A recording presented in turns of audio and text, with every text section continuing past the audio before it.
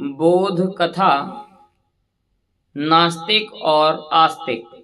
भारत के मूर्धन्य वैज्ञानिक, नोबेल पुरस्कार विजेता, भारत रत्न चंद्रशेखर वेंकट रमन अत्यंत व्यस्त होते हुए भी ईश्वर की आराधना और उन्हें अपने कुल के अनुरूप धर्माचरण में प्रतिदिन कुछ समय अवश्य देते थे।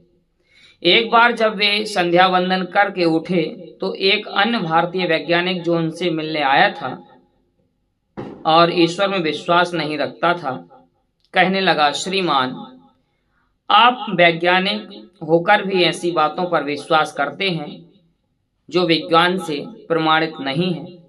आप प्रतिदिन धर्म कर्म के लिए आधा घंटा नष्ट करते हैं, किस प्रयोजन से? वेंकट रमन ने उत्तर दिया, अपना परलोक सुधारने के लिए, मृत्यु के बाद सद्गति हो इसलिए। नास्तिक वैज्ञानिक ने बड़ी हिकारत से उत्तर दिया, कहाँ है परलोक? मृत्यु के बाद क्या होगा? किसने देखा है? आपको मालूम है क्या? ईश्वर कहीं है क्या? आपने देखा है क्या? वेंकट रमन ने संजीदगी से कहा, बंधु, मैं भी वैज्ञानिक हूँ और यह मानता हूँ कि ना तो ईश्वर को किसी ने देखा है और ना इस बात पर मुझे विश्वास है कि परलोक है और मृत्यु के बाद ऐसे धर्म कर्म कोई स्वर्ग जा सकता है। मैं मानता हूँ कि सत्यापित किए बिना किसी बात को अंधानुकरण के रूप में नहीं मानना चाहिए। अब मैं पूछता हूं कि क्या आपके विज्ञान ने सत्यापित कर दिया है कि ईश्वर नहीं है? क्या निश्चित कर लिया है कि मृत्यु के बाद यह होगा वह नहीं होगा? नास्तिक वैज्ञानिक ने उत्तर दिया, ये सभी बातें अनिश्चित हैं, प्रमाणित नहीं। आप भी इन्हें मानने लगे। कौन कह सकता है कि ईश्वर है या नहीं?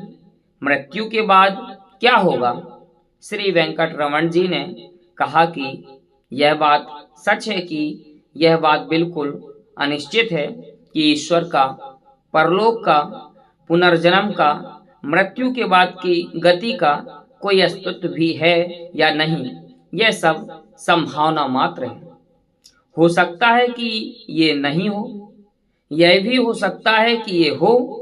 यदि ये सब मिथ्या है और नहीं है तो प्रतिदिन मेरा आधा घंटा धर्माचरण में व्यर्थ नष्ट हुआ माना जाएगा।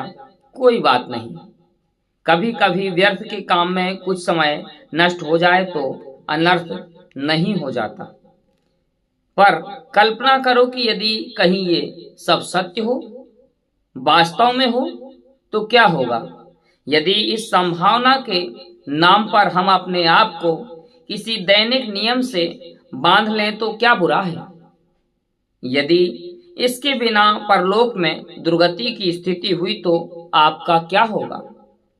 उस नास्तिक वैज्ञानिक के पास इसका कोई उत्तर नहीं था, हो भी नहीं सकता।